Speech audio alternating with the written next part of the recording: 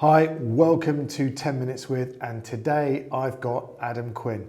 Hi Adam, how you doing? I'm good, mate. How are you? Right, the idea of this is to spend 10 minutes with you and to discuss what you do, and if someone out there wanted to do what you do and your profession, what they need to do. Okay. So tell us what you do. So I am a personal trainer and an online fitness coach.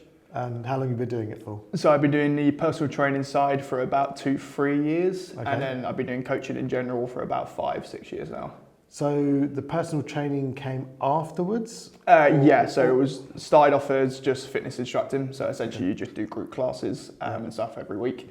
And then slowly from there developed into courses to get my PT qualification. Okay, so if I want to do what you're doing, what's the route? What do I need to do? So there's different ways to get there. For me personally, I went to college, I did a level 3 BTEC in sport to begin with. And in that gave me my level 2 qualification. So essentially that means I can just go out into a gym and do basic inductions, teach classes and do group sessions. Okay. From there, I had a governing body that worked with our company to get my level 3. Once you do your level 3, that's what kind of works for you to be able to take one-to-one. What's the time for the BTEC and So to get to level 2 and 3? It all depends on how eager you are and how passionate you are about getting into the job. For me, my course was 18 months long. If you ask a lot of people, that's a very, very long time to be doing a PT qualification for. You can get some which are 4-week crash courses, but I think if you want to get the most out of it and you're passionate enough, then I think you should really be going and learning over like a longevity rather than just a short-term fix for it. Okay, so can I jump into this as soon as I finish my GCSEs? Yeah, essentially. So just do my GCSEs and then and jump into it? Yeah. So, I mean, if you start from scratch, you go through a level 1 and level 2 qualification. They're usually packed in together, and that will give you the basics just to be able to walk into a gym and go, right, cool, I can teach classes, I can do the inductions, and I know basics. And how easy is it to get a job in the gym today? Especially nowadays, it definitely is a lot easier, I think, than it used to be. Okay. And I think a lot of it now, where there are different pathways, right or wrong, through things like social media and stuff like that. I think some people can walk into a gym a bit too easily, but I think there's a difference between you're able to walk into a gym and become an instructor or something easily, but it's a lot harder to be able to maintain it if you're just doing it either trying for quick money or you're just trying to jump into a game and just kind of think you are bigger than you are already. Okay, so step by step is what you're suggesting. 100%, So I'm in the gym, I've done my BTEC, I'm teaching classes, and now I want to be a PT. What's the transition period? How does that work? So essentially you can go online, you can book any course you want, or if you're at a certain gym, they may pay for the course for you. And you then have to work a certain amount of time there in order to kind of pay them back. How much is the course? So it can range, you can have anywhere from about 1,200 to my one was about 4,000. So effectively, I've done my BTEC, I'm in the gym, I'm in that environment, and I want to become a PT. So I need to do this course, which I have to pay for, or my employer may pay for it. And how long typically is the course last? So it will, I think a standard one will probably be anywhere between 12 weeks and it could, like I say, it can range anywhere up to about 18 months depending on what you do. And correct me if I'm wrong, so I do this course, am I turning up to somewhere to do the course, or is it an online thing? Or? So I think a lot of places nowadays, especially still as like a bit of a rolling effect from COVID, are a lot of online stuff. For mine, it was a hell of a lot of online work, and I would meet up with a tutor once a week, kind of just to go through work that I'd already done, and just kind of update anything that I need to. But most of them now are probably more online classes, and then your final exams, you'll either go somewhere or you'll have an instructor come to you.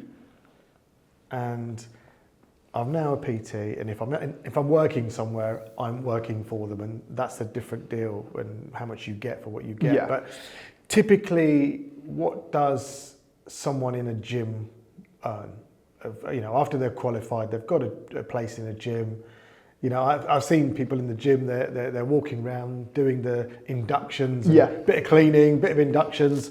What's the typical salary? So salary usually starting off if you're a level 2, because you'll find more places that employ you full-time rather than just part-time, because that's like your way to build up your skills. You probably look anywhere between about 16 and 18,000 a year. And that's usually because you're a young person starting out and it's the building blocks.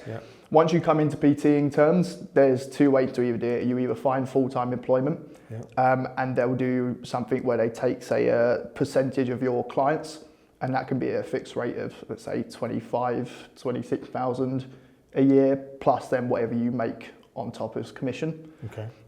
If you are going into a gym, let's say your standard chain gyms, like your pure gyms, the gym and stuff like that, you are pretty much on your own. You'll go in. Oh, are you? So whatever you make is yours? Whatever you make is yours, but you'll pay a set rent. Rent nowadays, in my opinion, completely way over what it should be. Most places you'll probably look about £700 a month. Oh, so if I'm qualified as a PT, I've done the course, and I could go to a pure gym equivalent or another gym and say, I want to be able to train people here. Yeah. And that's the rent I would have to pay. Essentially, yeah. So what a lot of places do is you'll walk in and they'll go, right, cool, your first 2 months is free, or your first month is free, your second is half the rate. Come third month, boom, you're paying full rent, you're on your own, make your money however you see fit. So a lot of people, especially in this industry, when they come out, obviously I talk about doing things for longevity rather than the short-term fix. Yeah. Because a lot of people go into these chain gyms, they'll think they know everything, and then a couple of months later they're done. It's not, correct me if I'm wrong, but I sometimes see at the gym that I go to that there's trainers walking around trying to talk to people. I'm assuming they're trying to get customers and clients to work with them, because it can't be that easy to get clients, and you have to build your reputation. And I guess that's where we briefly touched on social media, is where people are putting their workouts out or what they're doing and their own brand and profile. How important is that?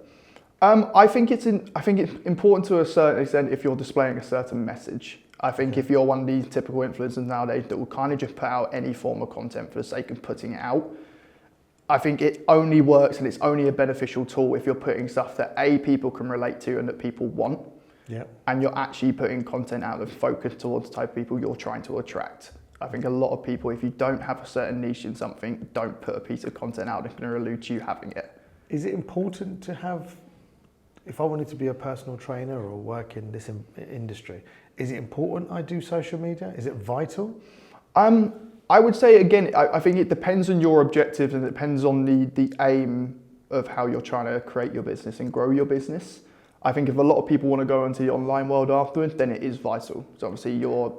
Okay, so you're going from, you've moved from physical, I'm working in the gym and doing PT, to now I'm progressing to the online world. Yeah, because there always has to be a progression. You find a lot of people nowadays, unless you're going to be moving to gyms nationwide, you're only really going to get known in a certain area. Yeah. If you're not online after that certain area closes that distance, then you stop. Yeah. So I think in terms of growing a business now, online's great, but again, it depends if you have to be in it for the right reasons. You can't just be out to spread off anything you can. Is it not saturated? I mean, I see, PTs, trainers, you scroll through Instagram and they're everywhere. Everyone's, do my workout, pay me X. Is it not a saturated market? I definitely think, especially in recent times, it's become very saturated.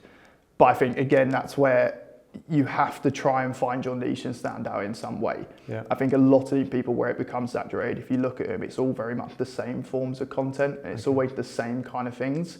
But people buy into it because of the actual figure they are rather than what they're actually presenting to you. Got you.